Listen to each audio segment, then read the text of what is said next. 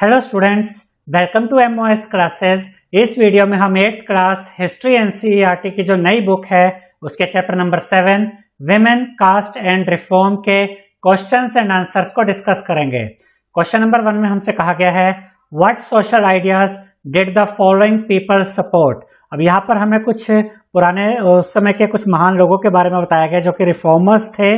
तो उन्होंने क्या क्या आइडियाज दिए थे, वो क्या क्या करते थे या क्या क्या करना चाहते थे, इसके बारे में हमें यहाँ पर बताना है। जैसे कि राम मोहन राय के बारे में, दयानंद सरस्वती के बारे में, और वीरा सरिंगम पेंटुलू के बारे में, ज्योतिराव फुले के बारे में, पंडिता रामाबाई के बारे में, पेरियार के बारे में, मुमताज अली के बारे में, ईश्वर चंद्र विद्यासागर, इन सब के बारे में यहाँ पर हम एक एक करके डिस्कस करेंगे।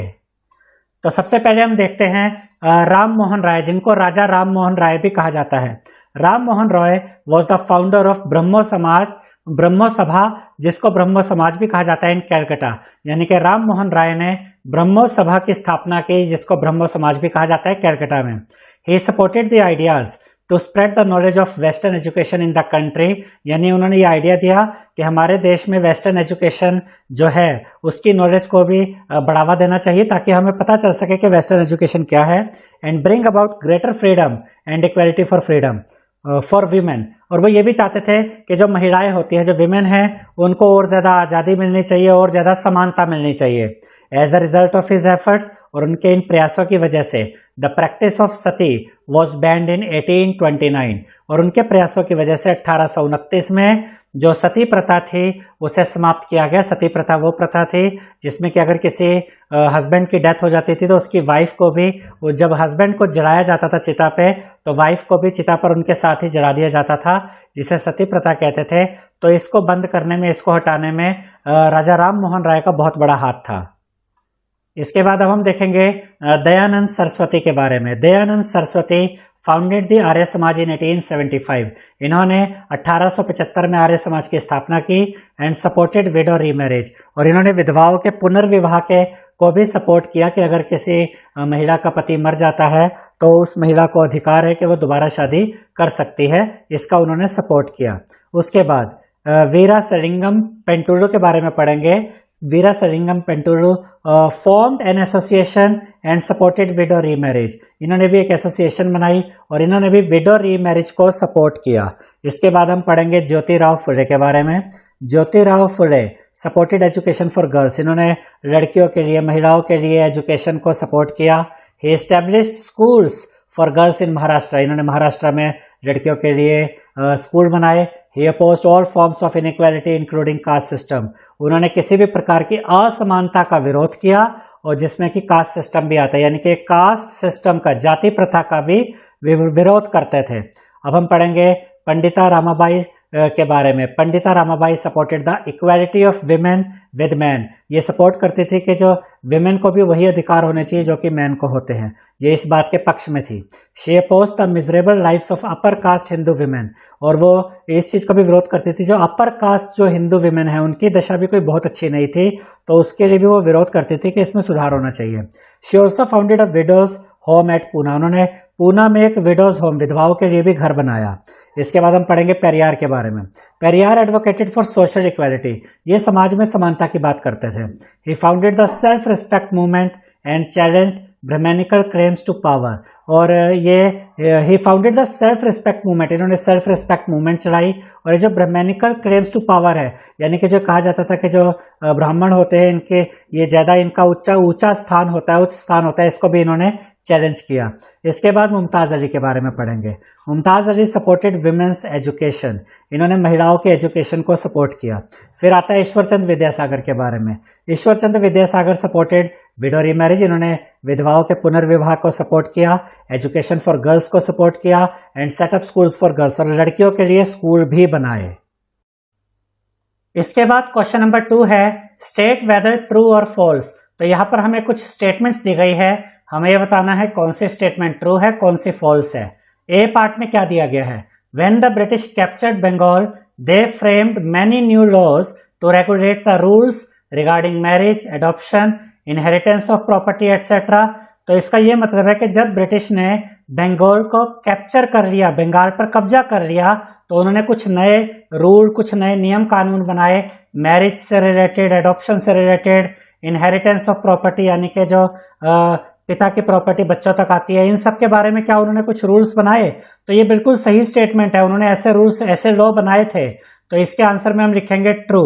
इसके बाद B part, social reformers had to discard the ancient text in order to argue for reform in social practices.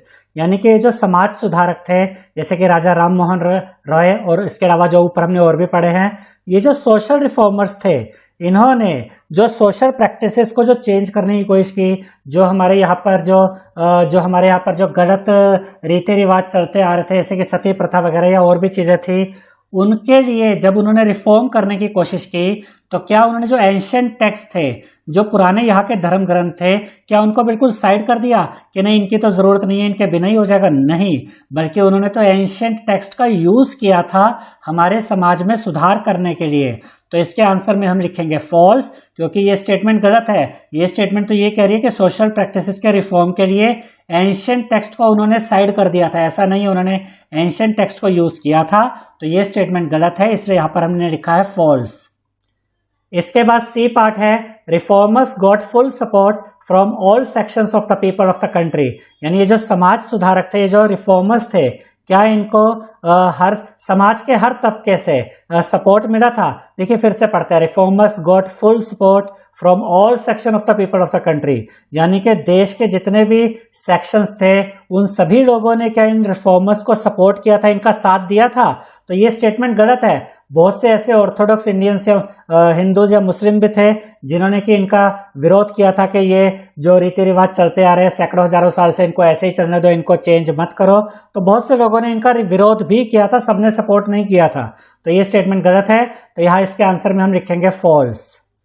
इसके बाद डी पार्ट में हमें दिया गया है, the child marriage restraint act was passed in 1829। यानी कि जो चाइल्ड मैरिज को रोकने वाला जो एक्ट आया था, क्या ये 1829 में आया था? तो ये स्टेटमेंट गलत है। ये एक्ट 1829 में नहीं बल्कि 1929 में आया था। तो ये स्टेटमेंट गलत है। तो इसके आंसर में हम लिखेंगे फॉल्स। इसके बाद क्वेश्चन नंबर 3 में हमसे कहा गया है, how did the knowledge of ancient text help the reformers promote new laws. यानी कि जो रिफॉर्मर्स होते थे, ये जो समाज सुधारक थे, नए कानून बनाने के लिए, न्यू लॉज बनाने के लिए, जो एंशिएंट टेक्स्ट थे, जो पुराने जो धर्मशास्त्र वगैरह थे, उनकी नॉलेज से इनको क्या मदद मिली नए लॉ बनाने के लिए, वो हमें बताना है। तो इसके आंसर में हम लिखेंगे, this strategy was first adopted by Raja Ram Mohan Roy and later by other reformers. यानी कि नए लॉ बनाने के लिए, पुराने रीति रिवाजों में बदलाव करने के लिए एंशिएंट टेक्स्ट की नॉलेज को यूज करना, इसे सबसे पहले किसने इस तरीके को अपनाया? राजा राम मोहन रॉय ने। और उसके बाद दूसरे समाज सुधारकों ने, दूसरे रिफॉर्मर्स ने भी इसी तरीके को अपनाया। Whenever they wished to challenge a practice that seemed harmful, they tried to find a verse or sentence in the ancient sacred text that supported their point of view। यानी कि जब भी उन्हें लगता था कि कोई ऐसी प्रैक्टिस, कोई ऐसा रीति रिवाज चलता आ रहा है कई सदियों से जो कि हानिकारक है, ठीक है, जो सही नहीं है, तब वो क्या करते थे? वो एंशिएंट टेक्स्ट से, एंशिएंट सेक्रेट टेक्स्ट यानी जो पवित्र ग्रंथ होते थे पुराने, उनमें से वो कोई वर्स या कोई सेंटेंस ऐसा ढूंढते थे जो कि उनके नज़रिए को, उनके पॉइंट ऑफ व्यू को सही बताता था। जैसे कि सती प्रथा को हटाना था, ख़त्म करना था, तो उसके लिए राजा राम मोहन राय ने ज़रूर किसी एंशिएंट टेक्स्ट से कुछ बातें उठाई होंगी और बताया होगा, देखो इनके अनुसार भी पुराने जो धर्मशास्त्र है, इनके हिसाब से भी ये सही नहीं है, और उसके बाद ही सती प्रथा को ख़त्म किया गया होगा। Then they suggested that the practice as it existed at present was against early tradition।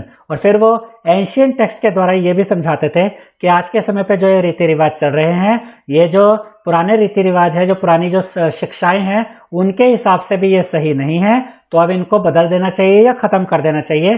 तो इसके लिए वो यूज़ करते थे एंशिएंट टेक्स्ट की नॉलेज को। इसके बाद क्वेश्चन नंबर 4 है, What were the different reasons people had for not sending girls to school? यानी कि वो क्या क्या रीजन थे जिसकी वजह से लोग कहते थे कि हम अपनी लड़कियों को, अपनी बेटियों को स्कूल नहीं भेजेंगे। ठीक है, ये पुराने उस समय की बात हो रही है कि उस समय पे वो क्या रीजन देते थे लड़कियों को स्कूल ना भेजने के। तो इसके आंसर में हम लिखेंगे, people had the following reasons. पहला reason, people fear that school would take girls away from home, यानी कि लोगों को लगता था कि अगर हम लड़कियों को स्कूल भेजेंगे तो लड़कियां जो घर के काम काज है, जिम्मेदारी उनसे दूर हो जाएगी, यानी जो स्कूल है वो लड़कियों को घरों से दूर कर देंगे। Second point, second reason, it would prevent them from doing their domestic duties, यानी कि लोगों को डर था कि अगर अपनी बेटियों को स्कूल भेज देंगे तो वो डोमेस्टिक ड्यूटीज, अपने घर के काम नहीं करेंगी। Third point, third reason, they would have to travel through public places in order to reach school, लोगों को यह भी अच्छा नहीं लगता था कि स्कूल जाने के लिए लड़कियों को पब्लिक प्लेसेस से होकर जाना होता है, ये भी लोगों को अच्छा नहीं लगता था। Fourth reason, this would have a corrupting influence on them, और लोगों को यह भी लगता था कि अगर अपनी लड़कियों को, अपनी बेटियों को हम स्कूल भेजेंगे तो उनके ऊपर बुरा प्रभाव पड़ेगा, वो बिगड़ जाएंगी। फिफ्थ पार्ट या fifth reason, in many parts of the country people believed that if a girl was educated she would become a widow, देश के कई हिस्से ऐसे थे जहां पर लोग ये मानते थे कि अगर हम लड़कियों को पढ़ाते हैं, अपनी बेटियों को पढ़ाते हैं तो वो विधवा हो जाएंगी, उनके पति मर जाएंगे। तो देख सकते हैं कितने बेकार के रीजन उस टाइम पर हुआ करते थे कि लड़कियों को नहीं पढ़ाना है। इसके बाद क्वेश्चन नंबर 5 है, why were Christian missionaries attacked by many people in the country, यानी कि उस समय पर देश के कई हिस्सों में क्रिश्चियन मिशनरीज पर अटैक क्यों होता था। फिर इसी में अगला क्वेश्चन है, would some people have supported them too, लेकिन क्या कुछ ऐसे लोग भी थे जो क्रिश्चियन मिशनरीज को सपोर्ट करते थे। फिर एक और क्वेश्चन है, if so for what reason, यानी कि अगर कुछ लोग क्रिश्चियन मिशनरीज का सपोर्ट करते थे तो वो सपोर्ट क्यों करते थे, ये भी बताना है। तो पहले हम इस क्वेश्चन का आंसर देंगे कि देश के कई हिस्सों में क्रिश्चियन मिशनरीज पर अटैक क्यों होता था, वो आंसर हम यहां पर देंगे।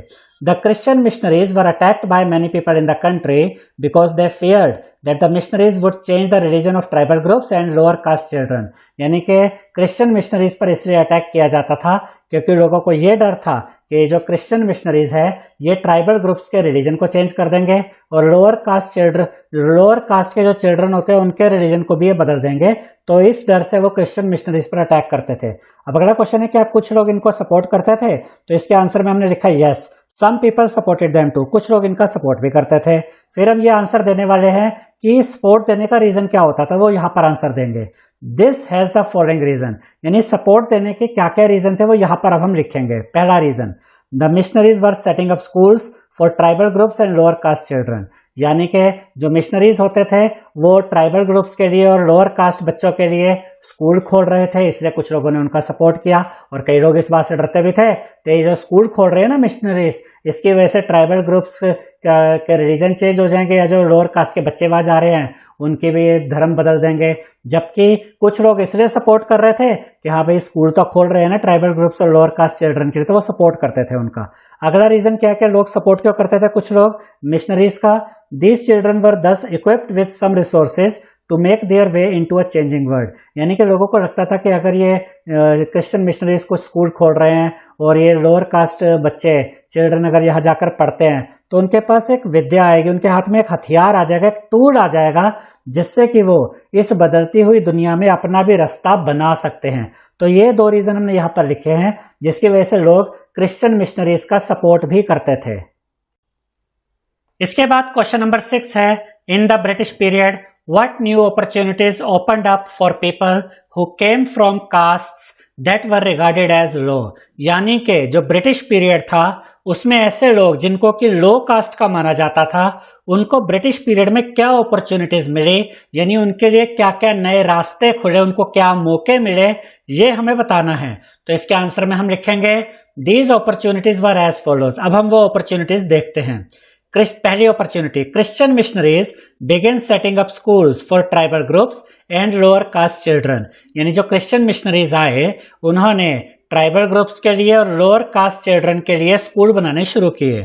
These children were thus equipped with some resources to make their way into a changing world. और फिर इससे क्या हुआ, जब ये लोअर कास्ट के बच्चे, जब ये ट्राइबल ग्रुप के बच्चे इन्होंने जब पढ़ना शुरू किया तो इस चेंजिंग वर्ल्ड में, बदलती हुई दुनिया में उनके लिए नए रास्ते खुल गए, उनके पास भी कुछ औजार आए कह सकते हैं, उनके पास एक पढ़ाई का हथियार आ गया कि अब वो आगे अपना रास्ता खुद बना सकते थे। सेकंड रीजन या सेकंड अपॉर्चुनिटी जो इनको मिलती थी, जो लोअर कास्ट या ट्राइबल ग्रुप के लोग थे, इनको क्या अपॉर्चुनिटीज मिली, job opportunities were opening up in the cities.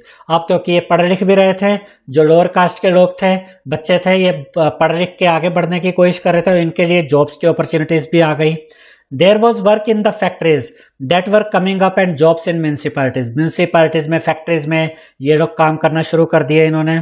Third जो अपॉर्चुनिटी मिली लोअर कास्ट पीपल को वो थे the demand of labour as coolies, diggers, carriers, bricklayers, sewage cleaners, sweepers, rickshaw pullers increased. तो इन सब कामों में भी इनकी जो डिमांड थी लेबर की वो बढ़ने लग गई। उसके बाद अगली opportunity jobs opportunities also opened up in plantations in Assam में प्लांटेशन के काम के लिए इनकी डिमांड बढ़ गई, इनकी अपॉर्चुनिटी बढ़ गई। मॉरिशस में, त्रिनिदाद में और इंडोनेशिया में भी इनको जॉब अपॉर्चुनिटीज मिलने लग गई।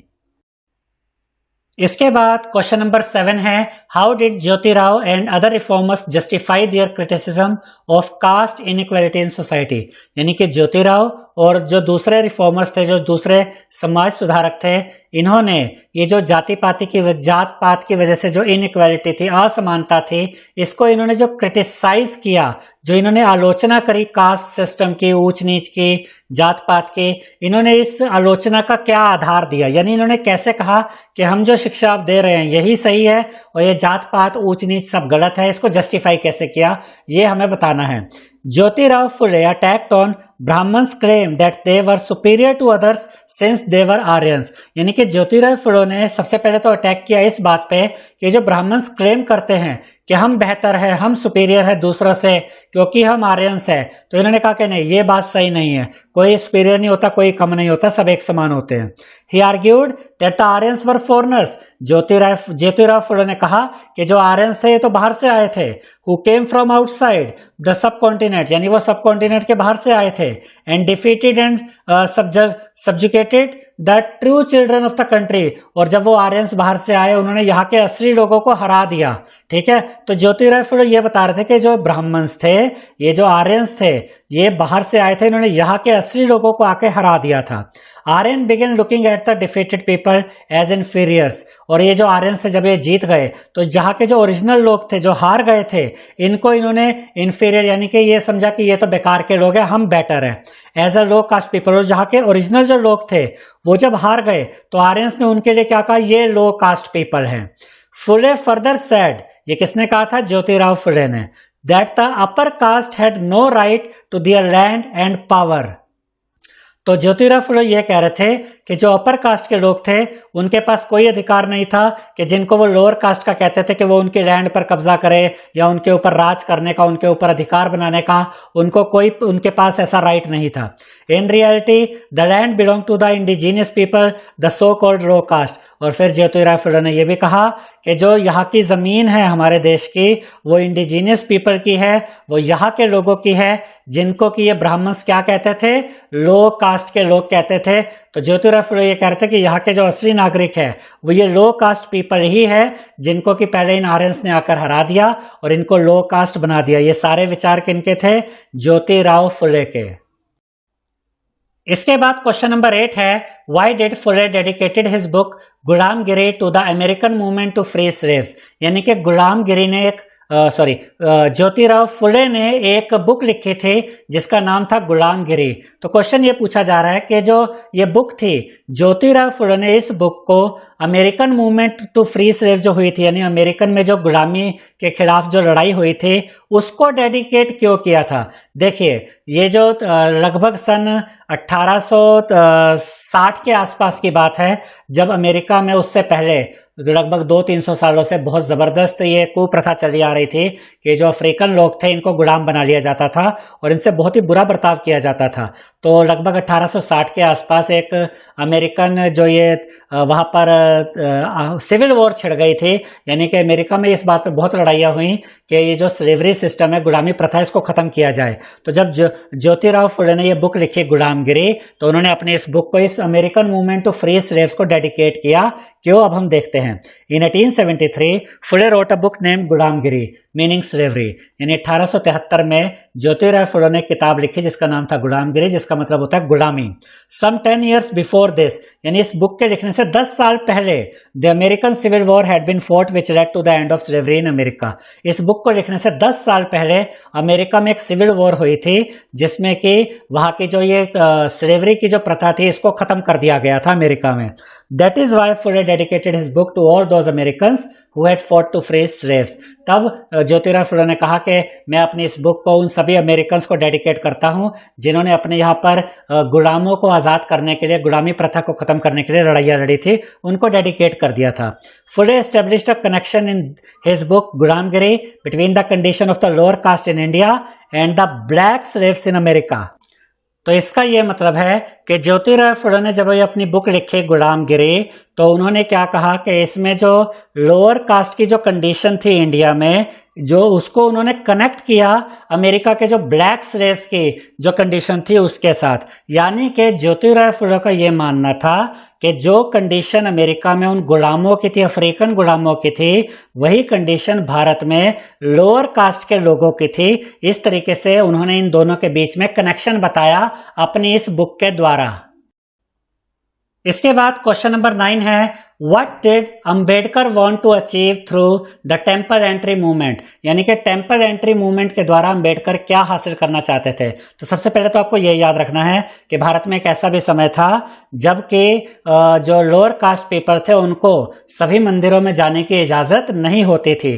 तो इसी के खिलाफ अंबेडकर ने टेम्पल एंट्री मूवमेंट चलाया था. आप देखते हैं उसके बारे में. इन 1927 doctor Ambedkar started a temple entry movement. 1927 में डॉक्टर अंबेडकर ने टेम्पल एंट्री मूवमेंट स्टार्ट किया. ही लेड 3 सच मूवमेंट्स. 3 उन्होंने मूवमेंट चलाई ऐसी for temple entry between 1927 to 1935 के बीच में, in which his Mahar caste followers participated, जिसमें कि महर कास्ट फॉलोअर्स ने भी पार्टिसिपेट किया. Ambedkar wanted to make everyone see the power of caste prejudice with society. यानी कि इसके द्वारा अंबेडकर ये बताना चाहते थे कि हमारी सोसाइटी में ही कितनी ऐसी अवधारणाएं बनी हुई है, पावर ऑफ कास्ट प्रेजुडाइज बना हुआ है. यानी कि कुछ लोग अपने को ऊंची जाति का मानते हैं, कुछ को वो नीची जाति का मानते हैं, और जिनको लोअर कास्ट माना जाता है उनको उनके अधिकारों से वंचित रखा गया है, उनको मंदिरों में जाने की भी इजाज़त नहीं है. तो इस चीज़ को वो हाईलाइट करना चाहते थे कि सब इस बात को जाने कि हमारे समाज में कितनी बुराइयां उस समय फैली हुई थी. अब यहाँ पर ये जो इस वर्ड को आप थोड़ा ठीक कर लीजिएगा, ये विद इन सोसाइटी है, ना कि विद सोसाइटी. यानी समाज के अंदर फैली हुई इन बुराइयों की तरफ वो सबका ध्यान लाना चाहते थे.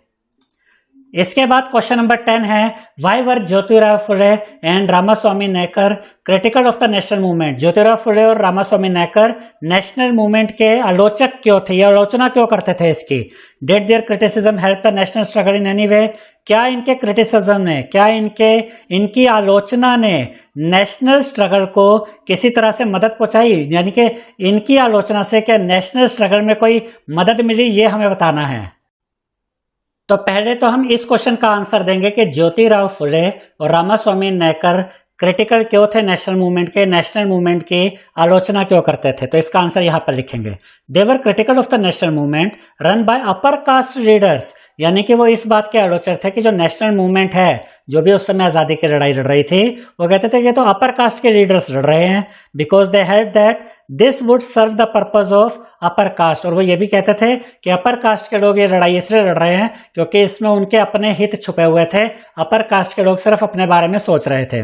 After the movement these people would again talk of untouchability. फिर ज्योतिराव फुले और रामास्वामी नायकर का ये भी कहना था कि जब ये नेशनल मूवमेंट हो जाएगी, यानी अगर हमें आज़ादी मिल भी जाएगी, तो उसके बाद भी ये जो अपर कास्ट के लीडर्स है, ये अनटचेबिलिटी यानी कि छुआछूत को बनाए रखेंगे, उसी की बातें करेंगे. Again they would say me here and you over there. और फिर ये अपर कास्ट के लीडर यही कहा करेंगे कि हम ऊंचे हैं, तुम नीचे, और ये ऐसे ही चलता रहेगा. तो इस वजह से आलोचना करते थे ये जो नेशनल मूवमेंट थी उसकी. Periyar left the Congress in the reaction of an incidence of untouchability. अब कोई कांग्रेस के अंदर कोई अनटचेबिलिटी का कोई, या कहीं अनटचेबिलिटी का कोई एक इंसिडेंस हुआ होगा जिसकी वजह से पेरियार ने कांग्रेस छोड़ दी थी. तो उस समय पर ये जो लोअर कास्ट के लोग थे, इनके मन में ये अवधारणा जरूर थी कि अगर हमें अंग्रेजों से आज़ादी मिल भी जाती है तो हमारे हालात सुधरेंगे नहीं, क्योंकि जो आज़ादी की लड़ाई लड़ रहे हैं, जो कि सो कॉल्ड फेमस लीडर हैं, जो कि बाद में इस देश के नेता बनेंगे, तो वो भी इस अनटचेबिलिटी वगैरह को या लोअर कास्ट को वो ऐसे ही चला के रखेंगे जैसे अभी चल रहा है. तो इस वजह से वो इन चीज़ों का विरोध करते थे. अब हमें यहाँ पर सेकेंड पार्ट में ये बताना है, क्या इस आलोचना से नेशनल स्ट्रगल में कोई मदद मिली. तो इसके आंसर में हम लिखेंगे yes. Their criticism help the national struggle as unity, यानी कि इससे मदद मिली। और ये जो आलोचना उन्होंने की थी कि अपर कास्ट के लोग लोअर कास्ट के लोगों के साथ बाद में भी ऐसा ही करेंगे, इसकी वजह से कि यूनिटी आनी स्टार्ट हुई इस नेशनल स्ट्रगल में। The forceful speeches, writings and movements of such lower caste leaders did lead to rethinking and some self-criticism among upper caste nationalist readers, यानी कि ये जो लोअर कास्ट के पक्ष में ये लोग स्पीचेस लिख रहे थे, राइटिंग कर रहे थे, तो इसकी वजह से बहुत से लोगों ने इसके बारे में सोचना शुरू किया। बहुत से लोअर कास्ट रीडर जो कि इस समय ये लिख रहे थे कि हमारे साथ ऐसा ऐसा हो सकता है, इसकी वजह से बहुत से लोगों ने इस बात को सोचना शुरू किया कि हाँ, बात तो सही है कि अगर इस पे सोचा ना गया तो ये तो सिस्टम ऐसे ही चलता रहेगा। और जो अपर कास्ट के जो नेशनलिस्ट लीडर थे, उनके मन में भी ये चीज़ आनी स्टार्ट हुई। उन्होंने भी सोचना शुरू किया कि हाँ, हमें इस बारे में भी सोचना चाहिए कि कल को अगर हमें आज़ादी मिलती है तो ये जो जात पात चल रहा है, ये जो ऊंच नीच चल रहा है, इसको हमें छोड़ना पड़ेगा, तभी हम तरक्की कर सकते हैं। ये बातें उन अपर कास्ट के लीडर्स के मन में भी आनी शुरू हुई जब लोअर कास्ट के लिए ये सब स्पीचेस, ये सब राइटिंग्स लिखी गई उसके बाद। आई होप स्टूडेंट्स आपको हमारा ये वीडियो पसंद आया होगा। अगर आपको हमारा ये वीडियो पसंद आया है तो इस वीडियो को लाइक करें, शेयर करें, हमारे चैनल को सब्सक्राइब करें और बेल आइकन बटन जरूर दबाएं, जिससे हमारी हर नई वीडियो का नोटिफिकेशन आपको मिलता रहे। Thank you.